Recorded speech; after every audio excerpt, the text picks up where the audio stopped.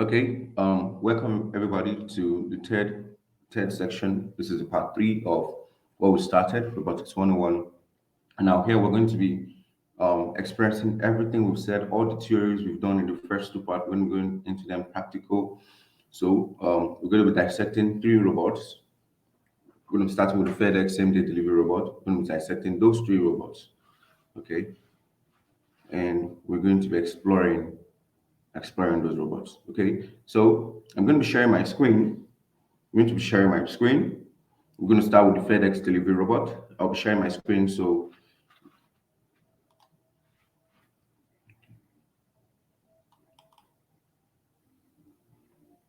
just a minute.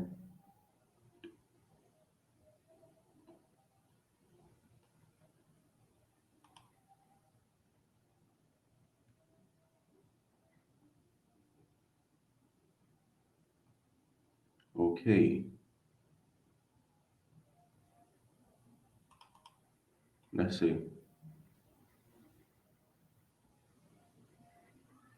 Okay, let me I'll need to open this with pen. Okay,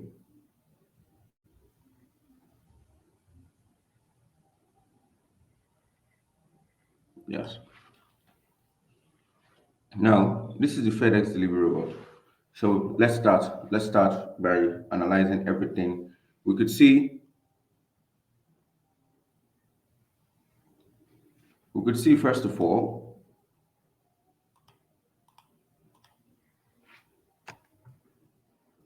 look at the way the chassis is. This is the chassis. Let me reduce the size of this image. Okay. Now you can see the whole chassis, and it tells you it should be able to carry quite a bigger size of delivery, more like box. So I'm going to be doing this right now. So I estimate, let's see, we want to build this rover to carry things as much as a laptop, send a box package from one place to the other, still on the body frame. Let's work on the body frame. Okay. Now, remember I said the body frame would house a lot of electrical components, the electrical boards, and a whole lot of that. So I estimate there's a free space inside this robot of about this size. There should be a free space in it of about this size. Okay. Where the package is going to sit. Okay. Where the package is going to sit. Then after that, our robot needs to sense its environment. It needs to move on the road. Let's say when we press the trigger, it needs to move on the road. So how does it tell if there are people? How does it avoid obstacles and a whole lot of that? Okay. For that, we're going to be using three different sensors. We're going to use a camera. We're going to be using a camera. Remember, I told you for seeing, robots make use of what cameras.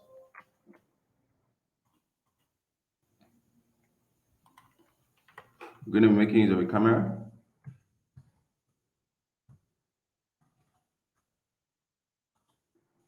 We're going to make use of a camera.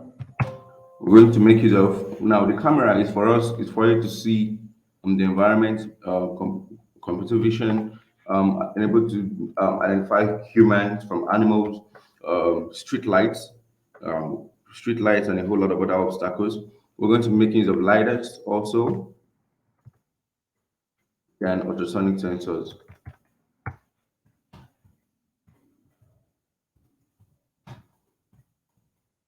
Okay. Now, why are we going to be using the three of them? Why didn't we just use one? Okay. Ultrasonic sensor, it's for low range, senses low range distances.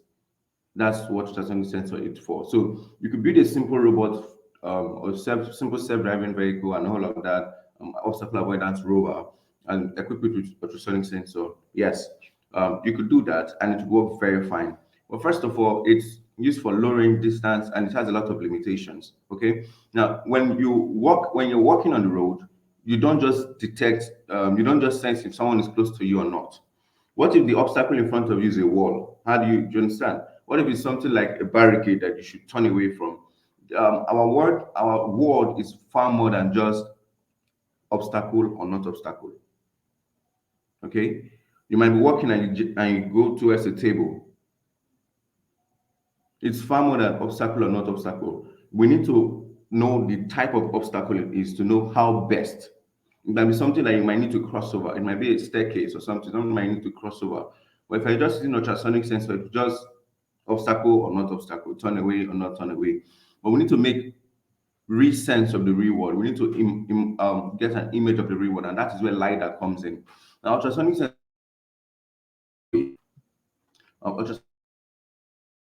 sensor makes use of sound waves. Let me put that over here.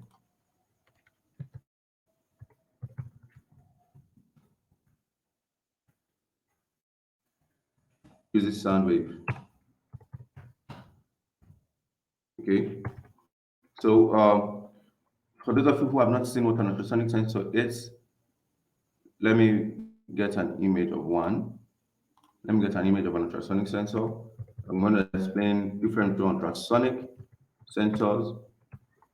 That's supposed to be, this is going to be another video because I don't really want this video to be so long. I'm going to explain ultrasonic sensors, LiDARs, and a whole lot of that. Now, this is a basic image of an ultrasonic sensor.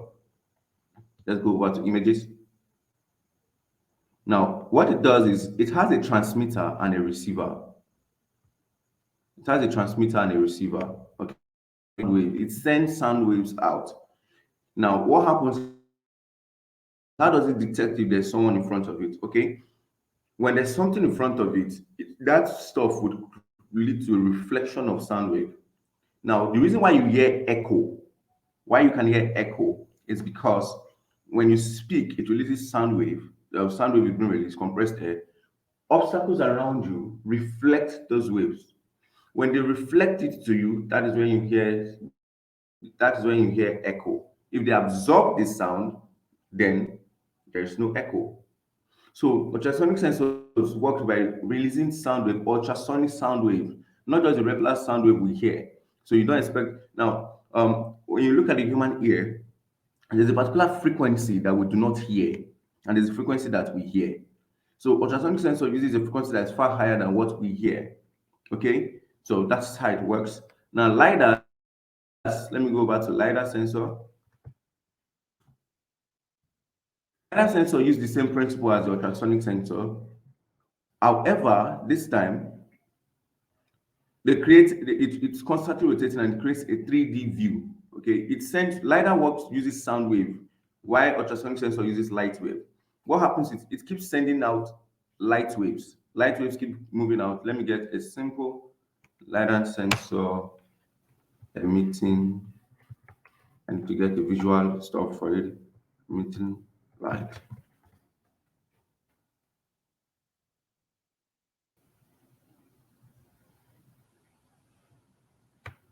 Okay, I need an image that will better explain this.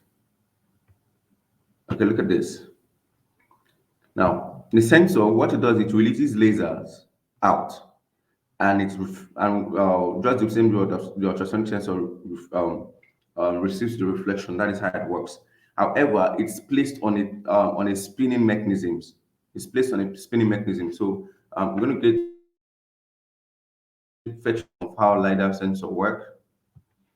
I'm just going to place a video very fast of how LiDAR sensors work, because this is not just theory. You need to understand what we're going to be doing, and this is not just theory. You need to understand how we're going to make use of it. No. Okay, let's watch this. This is not what I need.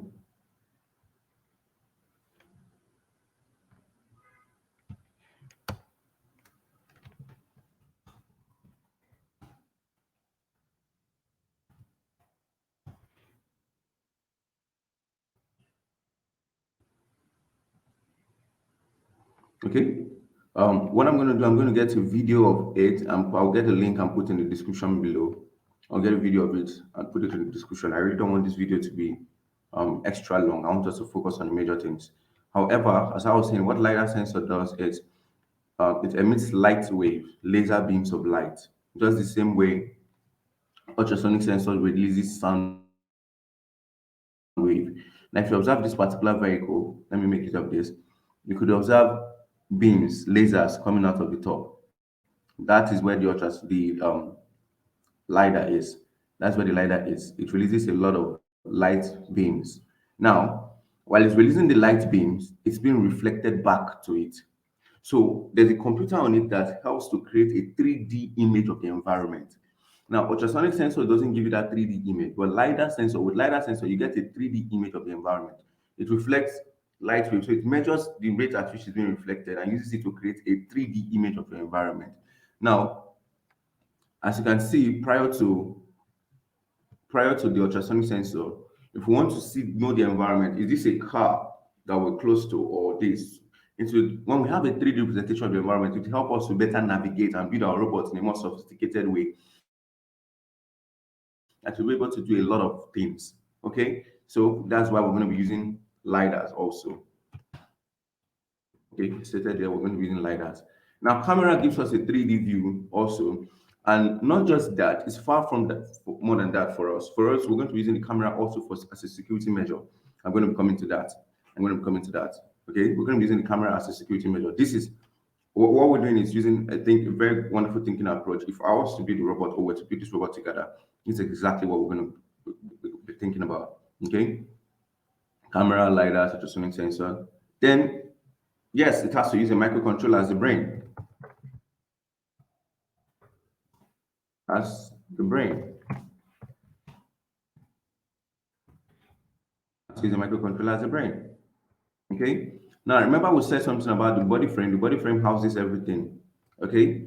Now in this section of the body frame, in this section of the body frame, there will be a region where all of there'll be a region where all of the electronics components are kept, so it becomes easy if you want to run any service or maintenance cost. We could have a region somewhere here, very close. We could lose up, attach some screws or locking mechanism. So there could be like a motherboard seated over here. We could have a motherboard seated over here. I don't know. So let's say we'd have a motherboard here. Okay. Now the motherboard would contain our microcontroller. Motherboard would contain our microcontroller. Sorry.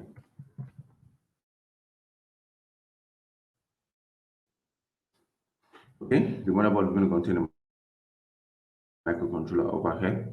Good. What else? Now we need our vehicle to move. We need the robot to move. So we're going to need motors, electric motors. Okay. So we'll be having electric motors here.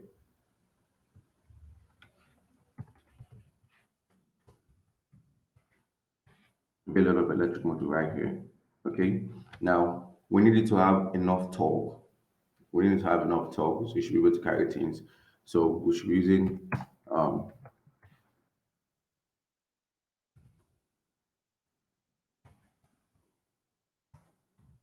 we could either use a brushless or a stepper.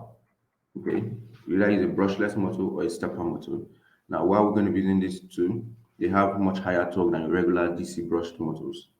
They have much more torque. So I'm trying to work with the fundamentals.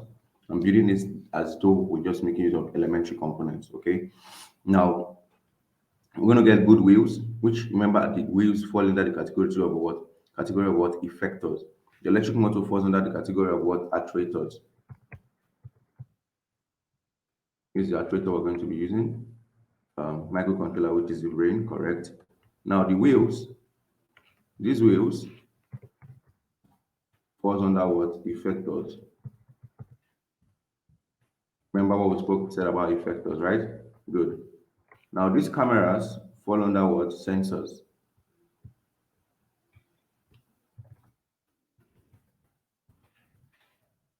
Good. So now this whole body, this whole stuff here falls under what? Body frame. Now, one other thing, if we're building this robot, remember the robot is to house packages. So definitely there have to be a door. There have to be a motorized lid where we could open and close. Okay, we could open and close to what, put in our what materials and whatever I want to deliver. Okay, so I expect a door should be here. It could either open one way or open two ways, like a sliding mechanism. Now, for us to have a door, for us to have a door, that means we're going to be needing an actuator to an actuator. The actuator is going to be an electric motor.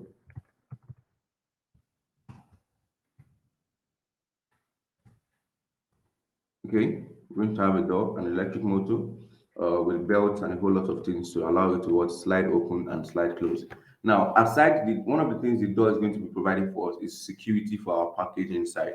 Okay, then something else. Remember, we're delivering this somewhere, so we're going to need other form of sensors too for the robot. On that sensors, we're going to be needing some other sensors. For example, um, sorry. For example, we're going to be needing a GPS sensor, GPS and location tracking mechanism,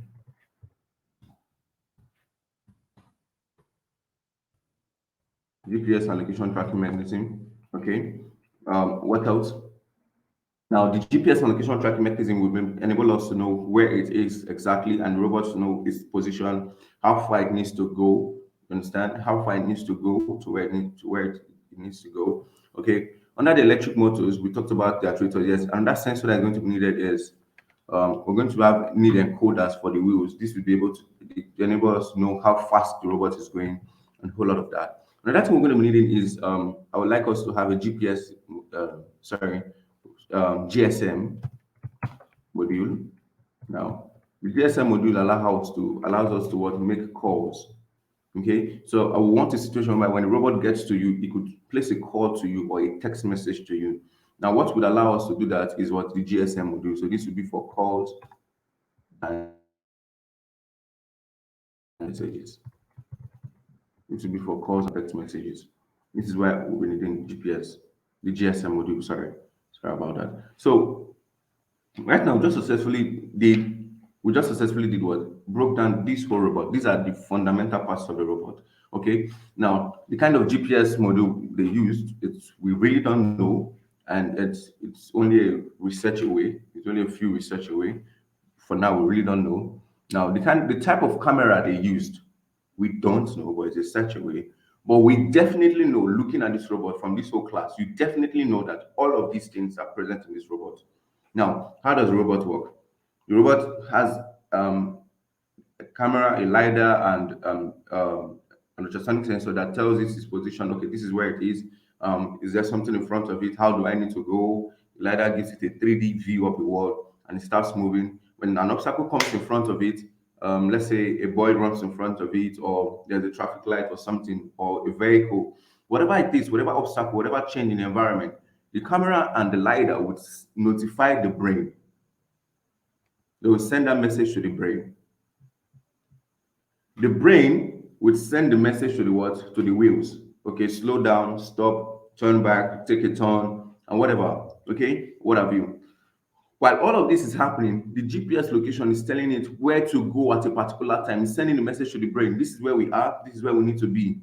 When it gets there, it tells this GSM module will notify the customer involved. Your package is at your door, and all of this.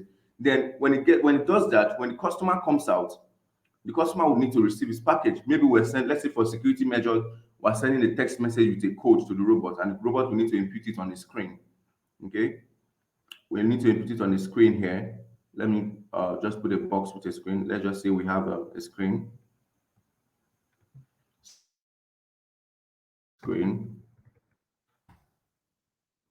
for putting codes. Let's say we have a screen here for putting codes. The customer will put it, will dial the code, and the door will open. There's an electric motor that powers the door to open, right? The door will open and the customer receives his packages. Now, there's one other thing we've not said so far. Every single thing in this robot needs electrical power. Good. Now, for the power, which is one of the parts of the anatomy, we could be using a battery. Good. We're using a battery. Everything has to be powered because we don't want it plugged in. We want it to be able to move to different places. So definitely, we need to be using a battery. Another thing we could equip with it is we could add a solar mechanism. let's say solar mechanism. Why solar mechanism? So while it's moving out in the environment, it could also be charging the battery. So you could have a situation where it has two batteries, one on board, two separate batteries. One of them would be charged with the solar panel while it's moving, taking its operation, while the other one would be what powering the robot at the time. So when that one goes out, it will have an automatic switching stuff that would switch from one battery to the other battery while the other one is being charged. So this is one of the ways, or better still, by the time it's done with the day's delivery, we have a charger outlet where you just plug it and you charge the robot and all of that. And voila, this is the FedEx delivery robot. Okay. If you have any questions, please get to me. Ask your questions. We're here for you. Ask your questions. We're here for you. I think let me just save this and open something else. Okay. Save as, let's just say FedEx anatomy. Okay. Anatomy. FedEx anatomy.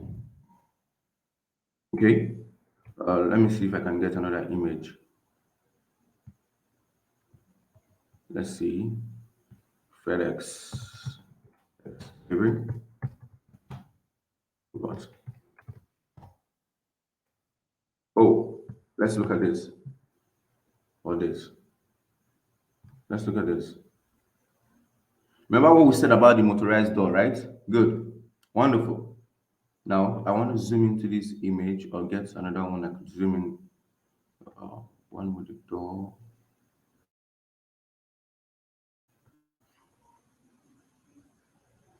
Now, if you can look at, if you follow the mouse, you see two tiny stuffs here. Remember I told you about an electric motor and a belt system? Okay.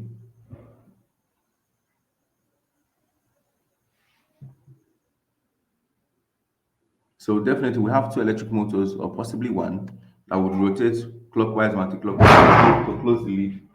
I will rotate clockwise and anti-clockwise to close the lid. Sorry about that noise. I just had something fell off to close the lid and okay. So that's that for this FedEx delivery robot.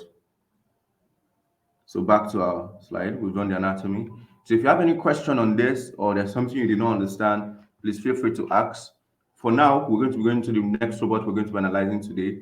We want to build, let's say we want to build a surveillance robot, a robot that works freely in the house or basically outdoor. I have my compound, it's fenced. Well, I need a robot to be moving around to survey the environment at night. Tells if there's an individual that comes in, if there's a thief, if someone is entering my property illegally, and a whole lot of that. So let's say we want to build that. Okay, using the same anatomy we've done. First of all, we're going to need a body frame. Okay, now this is another task you're going to be doing for me. I want you to bring out your suggestions, craft out, draw as many things as you want to draw. How you would want your own, if you were to build a surveillance robot, how would you like it to be? What kind of shape would you like it to have? How sophisticated would you like the body to be? Please do that and send over. As you can tell from my drawing on paint, on paint using the computer, you can tell I'm not excellent drawing on the computer. But if I was to draw this on paper, oh my, I will stand in for a professional artist. In fact, I and Leonardo da Vinci would compete one on one. You understand? Okay. Okay. So let's say we want to build a robot for surveillance. First of all, since it's moving around the house, it will have two wheels. We're talking about the body frame. It's not going to be carrying anything. So we just need a basic body frame for it to house all the electrical components and all of that. So let me just use let me make use of this. Okay, we'll be needing wheels. Let's say we have wheels. We have wheels. One, two, three. I think this is good enough. Now we're going to be needing electric motors. Good. So we're going to be needing electric motors, electric motors, electric motors. Now, first of all, we've identified the body frame. We're going to need a body frame that would hold everything. Body frame that would hold everything. Okay, this is a point where I'll have to reduce this font to Let's say 25, so it doesn't become as crowded as the last one was. Let's go again. Change, sorry. 26. Let's just say body frame. I'm needing the body frame. After the body frame, then we need sensors. We're going to need definitely a camera. Good. We're going to definitely need a camera. And you know why we're needing a camera for it to see? Because one of the things I want us to also do is when a robot identifies a thief and sends an alarm or message us, I want it from my smartphone. I would like to be able to see what is happening outside, or even without identifying a thief. I might want to know, I might hear a sound outside. I'm like, okay, what's happening there? I want a situation whereby the robot could go to that position, and from my smartphone, I'll be able to see what is happening over there. And for that to be possible, we're going to be needing a camera. Okay, we're going to be needing a camera. So I'm going to just be using shapes, please. You know, my drawing is really not that wonderful on the computer. Thank you for your understanding. I really appreciate. I'm going to be using a camera. The camera would be to allow me to what see and robot to also see what's happening. Okay, good. And another thing the camera is going to be, I would like the camera to be on a rotating mechanism, so that it can rotate 360, have cover a whole wide range of view. So I want you to be able to what rotate. Now, and for it to rotate, when we talked about motion, remember when we are talking about actuators, we're going to, for it to rotate, we need an actuator, and we said actuator we have linear and what rotary. So definitely for we're going to be using an actuator over here, and the actuator will be an what electric motor. Okay, so we could either use a a servo over here. We could be using a servo. We could be using a servo to cause it to rotate or any of that. Now, over the wheels, for the wheels, we also have different actuators.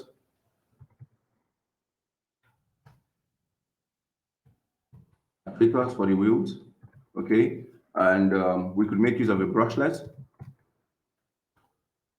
or stepper. We could also make use of a brush. This is just an indoor robot and all of that. Well, most times for more efficiency, well, we the brush has its own limitations. I think we'll have a separate video much later in the future where we talk about the different types of motor, when you use them, when not to use them, what factors you should consider when choosing an electric motor to make use of. That's a separate video, a separate class on its own, and all of that. Okay, most of our students have. These are things we talk about. Good. Now, for the effectors, we're going to be needing our locomotion mechanism. We're going to be needing wheels. Okay. Now, and the kind of wheel we're going to be using is an all-terrain wheel. So it's not just something that could move. If you build, okay, there's something we experience when you build a robot. You can build a robot and it moves freely very well in the house, but when you take it outside, it's difficult to move. Yes, it's one of the things we experience sometimes, and that's because you didn't pay attention to the type of wheel you are making use of and the power of the motor, the torque of the motor. So since the indoor of your place, you might be using a tile, a carpet, a wood finish floor, and a whole lot of that. It's easy for the rover to move with a very good torque, an average torque. You can have your rover moving around the house and doing a whole lot of things. But when you take it outside, because of the terrain, maybe you're using a sandy region, um, a garden or what have you, or interlock or whatever, and it's different. The outdoor terrain is different, and you need to pay attention to the type of wheel you're going to be using and the torque of the motor we're going to be using. Okay, then we're going to need some other sensors too. We're going to need some other sensors. We're going to need some other sensors. We're going to need some other sensors. Let me add it here. Other sensors. Other sensors include what? Ultrasonic. We need an ultrasonic sensor. After ultrasonic sensor, and that we're going to be making use of is what? Oh, let's see if we can add a LiDAR. Another thing the LiDAR would help us do is to create a mapping. Okay, if you create a map of the house. Now, that's another topic for another day. You could use LiDAR sensors to create maps of an environment. To create a map, all the borders and the region, so you can always go. You can program your robot in a way where if you need it to go to a particular place, it has to just go there direct without going around, avoid one obstacle, come back. No, it will just move over there direct because it has mapped the environment before. And remember when we're talking about LiDAR sensor, we said LiDARs allow us to create a 3D image of the environment. So LiDAR allow us to what? To have mappings. Okay. Now, other things we want our robot to possess. Let me do this. Please pardon. This is looking rough because we're planning it together. So this is not something that was just pre-recorded. You can see the whole procedure here. Now, I could have something like this at the top, and I want to add some other things to it. Let's say I could have a siren or a buzzer. I could have a siren, or powerful headlight. I need to reduce the handwriting some more. It's taking a lot of space, but I really wish you would be able to see it by the time I've done that. Okay, uh, just a minute. Yes, I said we'll need a siren. Okay, a powerful headlight. Okay, powerful headlight. An alarm. Okay, now why are we having this? Let's say it detects an intruder at night. In fact, before we go into this, what the next question is, what do we want our robot to do? Remember, in fact, that's the first thing. I told you what the robot is going to do. Now, before we add any of these peripherals, we need to ask, what do we want the robot to do? When the robot senses someone in the compound, or someone that is intruding into our space, what should it do? Do you want it to raise an alarm, or you want to quietly deal with the thief, quietly deal with the intruder? Okay. Now, if we want it to raise an alarm, any of this is good. A powerful headlight to deter the person who will start blowing the alarm, woo, woo, woo, woo, woo, and all of that. This is part of my shouting, and in case I sounded weird, okay. So, and the intruder will fly away, or we could have something else. Let's say in the case where they are with guns and a whole lot of that, we could. Why don't we do something better? Remember, we are building this. We're building this. Why don't we do something better? Why don't we have a situation where the robot will notify us when it sees someone? When it senses that there's someone around there, it will notify us. So the robot, we could have definitely. That means our robot will be Wi-Fi enabled. We could communicate over the internet. So one of the things it's going to be doing is going to notify us,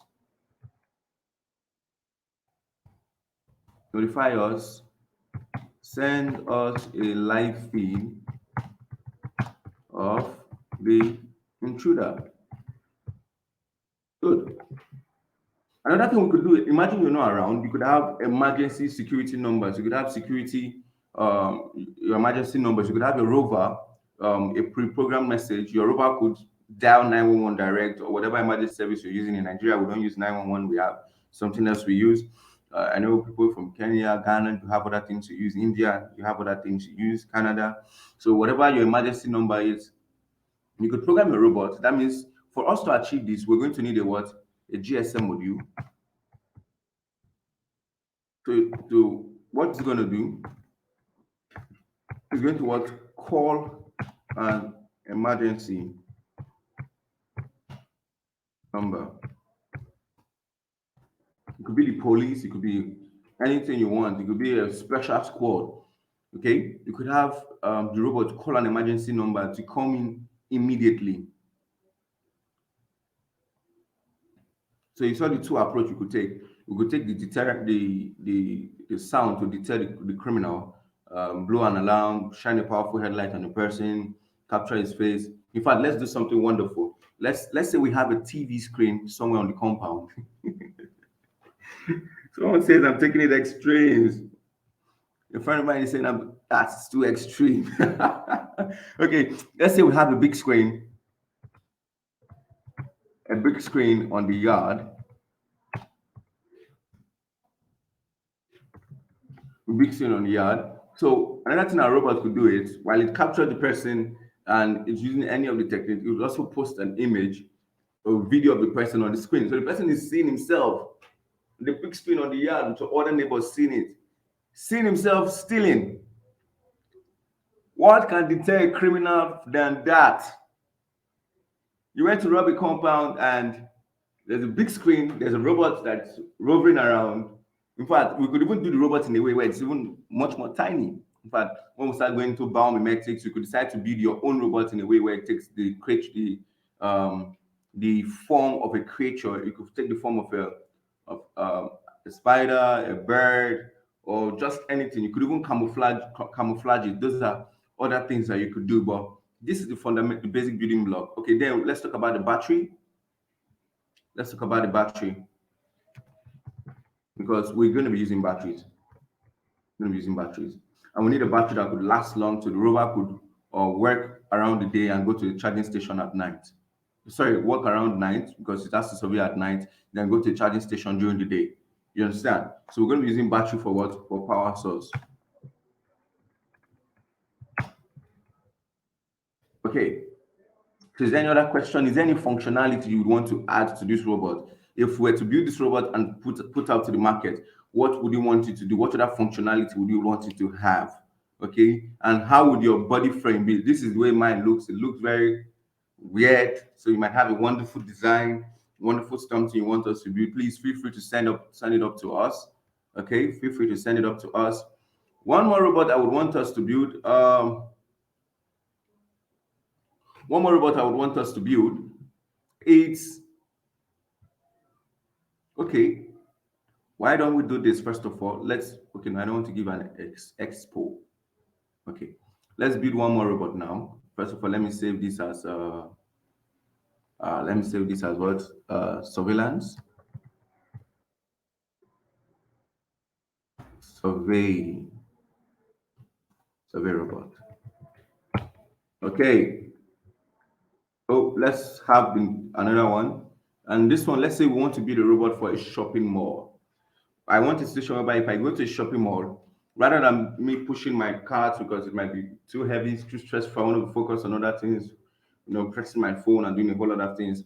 Why don't I build a robot that could have my goods, trace me, just follow me around the mall? Or we could have this thing applied in a hotel where when I get to a hotel, I want a robot to what carry my luggage and bring it to me. I don't want to be carrying my luggages. I want the robot to just do that for me. Okay. Is this so much to ask for from the hotels? No, they should call us for this. We come over and give them this robot. So now all of us are going to be building this. Please, I think this video is going to have a part two. I know this is the part three of this video, but this part three is going to have a part two. The part two of the part three. Do you understand? Okay. Now, because I would want you guys to give a whole lot of suggestion on how you would want yours to be. I know you have a whole lot of ideas. You have a whole lot of ideas. What can we add? What functionalities can we add to it? You could send it up to us and we'll work on it together. We'll add it up together and have something very wonderful and very beautiful. So let's say we want to do that for a shopping mall. Okay.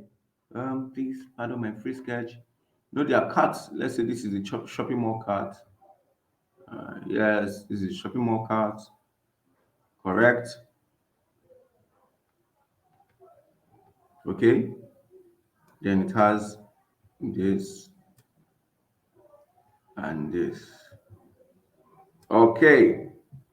So it has a big wheel here. One, another wheel here. Two. Okay. So we could go either of two. We could decide to build everything on this shopping mall cart. But that's limiting. That's limiting. Why don't we build it in a way where you could just attach a shopping mall cart to it and it becomes smart? In fact, I love making things that are not smart. I have a hobby for that. So for that, okay. So what we want to do now is you can attach it to any shopping mall cart and it will make it smart. So how do we do that? Let's say we have a mechanism up front. It might not be this big, but it's going to be attached to the front of this cart. Either the front or the back, but the front is cool. Now on this, we could have, now this is the body frame. This is how it's going to be housed. On this, we could have our camera up front. Sorry. We could have our camera, LiDAR up front. Okay. A LiDAR sensor for imaging, creating a 3D representation of the place. Okay. Then it's going to be equipped. We could have a GPS module here in it. GPS module. Now, a GPS, why are we adding a GPS module? So it will keep track of our position and just keep, we could run it in a way where, oh, I just realized we missed something in the previous one. Okay, I did not add the microcontroller. Please pardon me for that. Okay, now, we want a situation whereby the GPS module would send a message to what? To the brain. So over here, our brain will also be housed here. And remember, our brain is a what? Microcontroller or microprocessor, whatever we choose.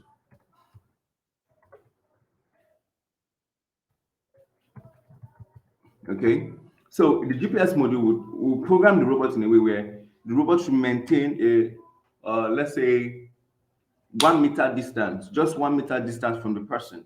Okay, now how does it keep track of the person? We could use if you could pair your phone, create an app on the phone, definitely, that would pair with the robot via Bluetooth or Wi-Fi. I prefer Bluetooth. Okay. Now, while it pairs with the robot in real time, we're going to be accessing those data from the phone, like the location of the person, the exact place of the person, and a whole lot of that. And the robot would now, okay, these are the sensors, this is the brain. Definitely, we have to have a power. We have to have another wheel up front because we want a situation by the mechanism will be driving the cart. So let's say we have one big wheel up front. Okay. Now, for this to be possible, we know we're going to have a powerful motor up front because remember, this cart is going to be stuffed with a whole lot of goods. So we have a motor, which is our what? Actuator, which is our actuator. Okay. A motor, which is our actuator. Okay. Then we're going to be using a wheel, which is our what? Effector.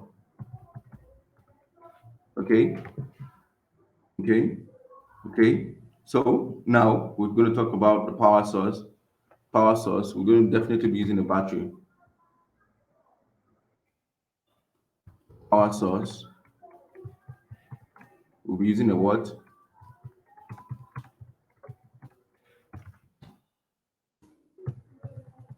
Using a battery for the power source. Then one of the beautiful thing again about LiDAR is it allows you to create a 3D mapping of the environment. So we're going to be seeing a situation by when the robot, all of these other parts goes onto the programming. We're going to be seeing a situation by when the robot is done shopping with you and the battery is low, it will just navigate to a side of the shopping mall. Navigate to the side of the shopping mall and what charge itself. Okay, and this is possible with LiDAR technology and mapping, 3D map, creating a 3D map for your robots to walk around. Okay. If you don't understand that, you could ask the question and one of the videos would take much time to do a better explanation of it. Okay. So we just did, okay, now anatomy of a robot. In planning this robot, we've made use of sensors, which is one of the building block, right? We made use of sensors, a power source,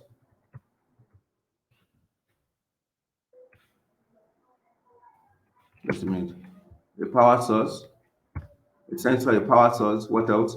Okay, we've used actuators, which were electric motors. Okay, on that sensors, we also had Bluetooth communication and a whole lot of that. Good. We had effectors. Okay, what else? In fact, we can make this more sophisticated too. We can add something to this. Imagine you want to go to a shopping mall from home.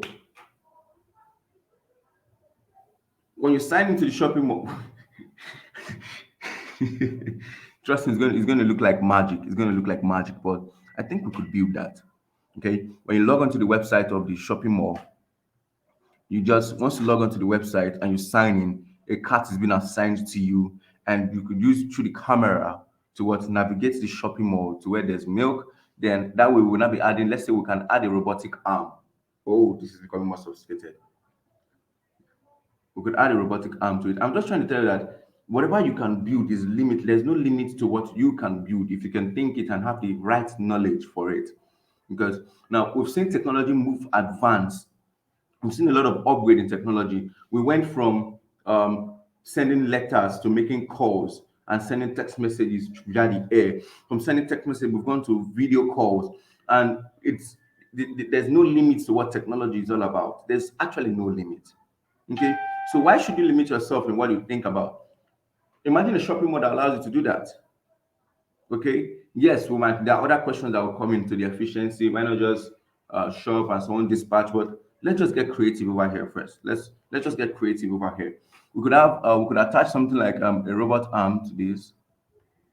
Let's say I want to shop from home. Could attach a robot arm. I think it should be best in this region. Sorry, could attach an arm. Could attach a robot arm that can move in different direction. Then grippers. Then attach some grippers. Sorry. Um, Let me just draw something of such. I didn't make proper use of this space. We attach a gripper. Now the essence of the gripper is sorry, sorry about that. We attach a gripper. Come on, and do this to me. Okay,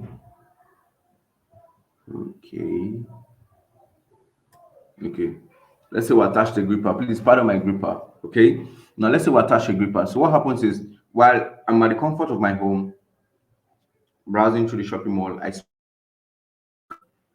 pick up the milk, and the gripper would what? Move his arm, pick up the milk, and what? Put it inside the cart at no stress. So this is just expanding your creativity. I really don't know if a robot like this is existing. I would have to do a personal research on that. It just stumped me while we're having this section right now. Okay, so I'll make a search to it and see if it's already existing. It's going to be nice to see it already existing. If not, maybe we could have a challenge and build it together. Ha ha ha ha. Okay, so now back to the anatomy of the robot. Okay, we've had sensors, we've had the power source, which you said is going to be a battery, actuators, effectors, the brain. Come over here. The brain of the robot, which you said could be a microcontroller, a microprocessor.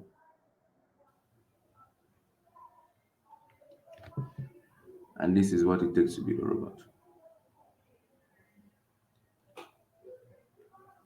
The only steps we've left out is the what? Programming. Because if you get all of these and you just connect them together without programming it, you get no result. Okay, so I'll stop here. I want to give an assignment to every one of you. Let's say we want to build a device. This is the assignment. This is the task I'm giving out. Let's say we want to build a device that, okay, first of all, let me state the problem. Have you ever experienced washing clothes and you left it out to sun dry and you were not around, only for you to get back home and there was a heavy downpour that drenched all your clothes? Let's say we want to build a robot or a device that would solve that problem. A robot or a device that would solve that problem. A simple device, a simple robot that will solve the problem where when it's time to rain, it will what? Shield the clothes or pack or gather them together or whatever you want it to do. Then when the rain is over and it's the atmosphere it's the sun is out again, it could what? Expose your clothes or what? Bring out the clothes for proper drying and a whole lot of that. Imagine where to build that kind of device. Let's see what you have. Send in your submissions. At the end of the day, we're going to sit down together and build it together and have our different opinions. We analyze our different opinions. I think that would be more on a Zoom call, so we could have everybody showing up and having a live session is really going to be wonderful. I look forward to seeing you guys participate in that um, activity. I look forward to seeing you guys participate in that activity. So I think with that, we've come to the end of this section right now. This is the third part 3 of the section. It's been wonderful. It's been wonderful. Please, I would like you to do the assignment. There's a whole lot of other sessions coming up. Okay. Thank you very much.